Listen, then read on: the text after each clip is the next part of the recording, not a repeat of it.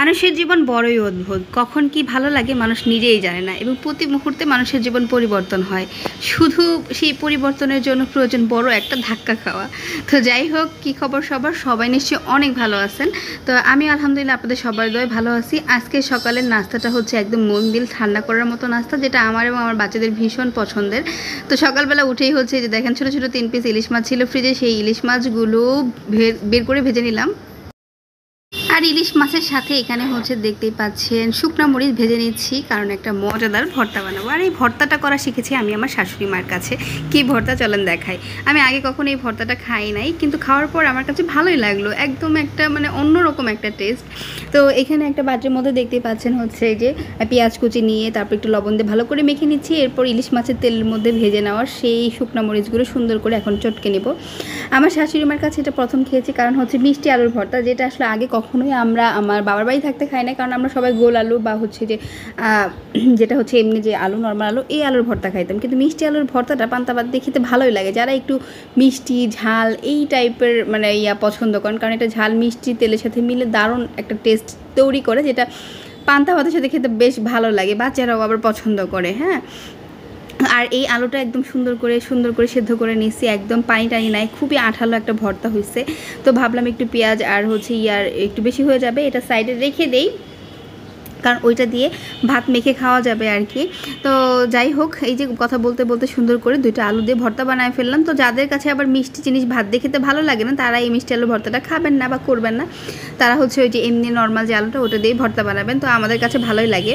গতকাল রাতে একটু বেশি করে ভাত রান্না করে পানি দিয়ে রেখেছিলাম, কারণ বাচ্চারা গরমে মানে কিছু খেতে পারতেছিল না।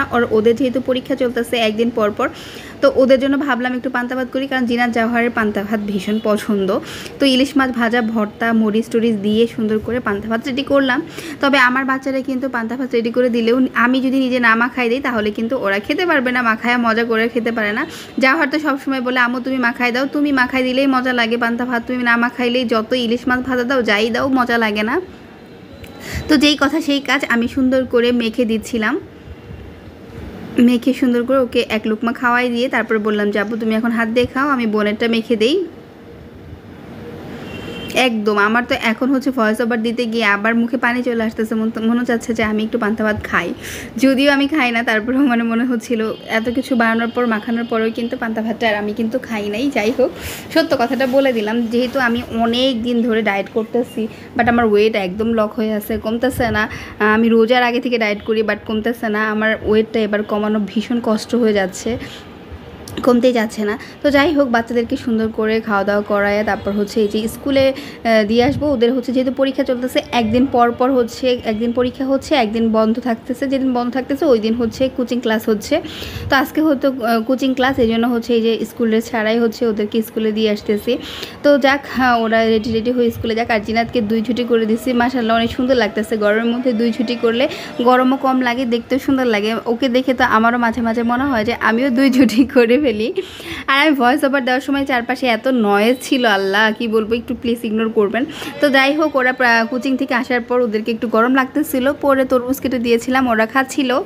এরপর চলে আসছি হচ্ছে দুপুরে রান্নাবান্না করার জন্য। আজকে হচ্ছে একদম সিম্পল রান্নাবান্না হবে, পটল ভাজি করতেছে। কে কে এভাবে পটল ভাজি করেন বলেন তো? আমি উপরের যে খোসাটা ওইটা সহই ভাজি করে জাস্ট একটু চেঁচে সবুজ অংশটা ফেলে দিয়ে এরকম কেচে তারপর হচ্ছে লবণ মরিচ তারপর হচ্ছে হলুদ ধনিয়ার গুঁড়া দিয়ে মেখে সুন্দর করে তেলের মধ্যে দিয়ে তারপর মিডিয়াম আঁচ করে দিয়ে ঢাকনা দিয়ে ঢেকে সুন্দর করে উল্টে পাল্টে ভেজে নিই। আর পটল ভাজিটা এভাবে করে খেতেই ভালো লাগে। আর পটলের খোসাটা সুন্দর ভাজা ভাজা হয়ে গেলে দারুণ একটা গ্রান বের হয়, যেটা মুখে দিলেই আমার কাছে ভীষণ ভালো লাগে। আমি শুধু পটল ভাজি অনেকগুলা খেয়ে ফেলছি, যেহেতু ভাত অনেক দিন যাবৎ খাওয়া হয় না। তো শুধু এই সবজি টবজি ভাজি তরকারি যেগুলো রান্না করি নর্মাল খাবার টাবার খেয়েই কিন্তু আমি ডায়েটটা কন্টিনিউ করতেছি আলহামদুলিল্লাহ। জানি না কবে কমবে, আপনারা সবাই দোয়া করবেন, কারণ আমার মানে নিজের শরীরটা অনেক হালকা লাগে, বাট আমার ওয়েট একই জায়গায় আছে 1 মাস যাবৎ, একই জায়গায়। বাট আমি করে যাচ্ছি ডায়েট, বাট কবে কমবে আমি জানি না। তো যাই হোক, পটলগুলোকে সুন্দর করে তেলে টেলে দিয়ে এরকম করে ভেজে উল্টে পাল্টে নিয়ে দেখলে তারপর হচ্ছে আমি চলে গেলাম আরেকটা পাশের চুলায়। আর আজকে হচ্ছে আমি একটু মুরগির মাংস রান্না করব। বাচ্চার জিনাতের একটু হালকা জ্বর আছে, তো ওকে ভাবলাম যে একটু মাংস দিয়ে খেতে ওর ভালো লাগবে। নর্মালি আমি ডায়েট করার পর থেকে এমন হয়েছে আমি কোনো রেসিপিও করি না, কোনো মানে খাবারও রান্না করি না। বাচ্চাদের একটু কষ্ট হয়ে যায়, শুধু পাতলা ঝোল, মাছ টাছ, শাক সবজি মুরগির মাংস এগুলোই রান্না করি। কী আর করবো বলেন, এত কষ্ট করে যখন রান্না করি না, ওই রিচ খাবার দেখলে নিজের খেতে ইচ্ছে করে। যেহেতু ডায়েট করতেছি এখন মানে কি হবে বলেন, এমনিতেই হচ্ছে আমার যাও একটু ওজন কমতো, সেটা হচ্ছে ঈদের মধ্যে কয়েকদিন খেয়ে আমার ওয়েটটা যতটুকু বাড়াই নিয়েছি ওইটা কমতে আমার এখন আবার 1 মাস লেগে গেল।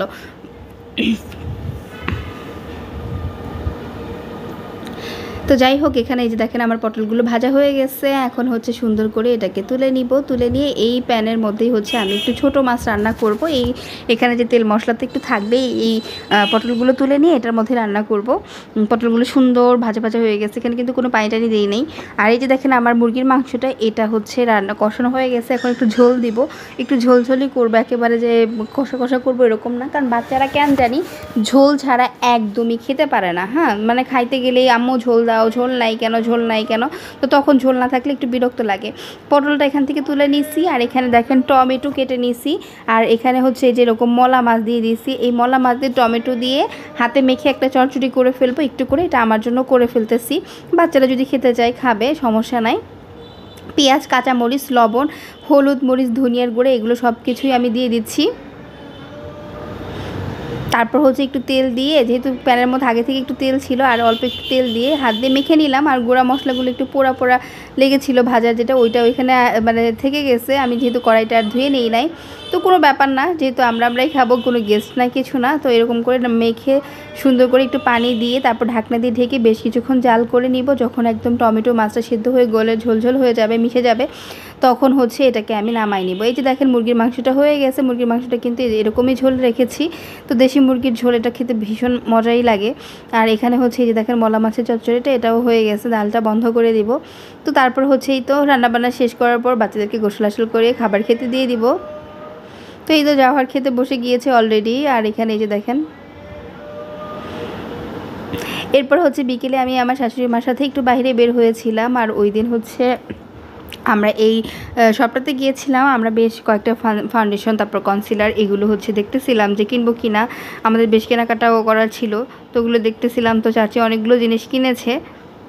আর আমি দেখেন আমার কি অবস্থা, ডায়েট করে আমার মুখটাই শুধু শুকায় যায়, শরীরটা শুকায় না, একদম কালো হয়ে যাচ্ছে। ডায়েট করলে কেমন জানি স্কিনটা কিন্তু খারাপ হয়ে যায়। আর যাই হোক, এখানে হচ্ছে কিছু এই যে দেখেন কাঁচের জিনিসপত্র, এই জিনিসপত্রগুলো দেখলে তো আমার সবসময় কিনতে ইচ্ছে করে, কিন্তু দিন দিন কাঁচের জিনিসপত্রের দাম এত বাড়তেছে, যেটা আসলে কি সাধ্যের বাইরে চলে যাচ্ছে। যে জিনিসগুলো অনেক কম দামে অনেক সস্তায় আগে কিনতাম, এখন সেই জিনিসগুলো ডাবল 3 ডাবল দাম হয়ে গেছে। এখান থেকে হচ্ছে চাচি শাশুড়ি মানে শাশুড়ি মা হচ্ছে ব্রাশ কিনতেছিল, মেকআপ ব্রাশ দেখে দেখে। তো যাই হোক, এই হচ্ছে আমাদের আজকের ব্লগ। জাওহার চ্যানেলকে প্রাইভেটে দিয়ে এসেছিলাম বিকেলে শাশুড়ি বৌমা মিলে। আশা করি ব্লগটা ভালো লেগেছে।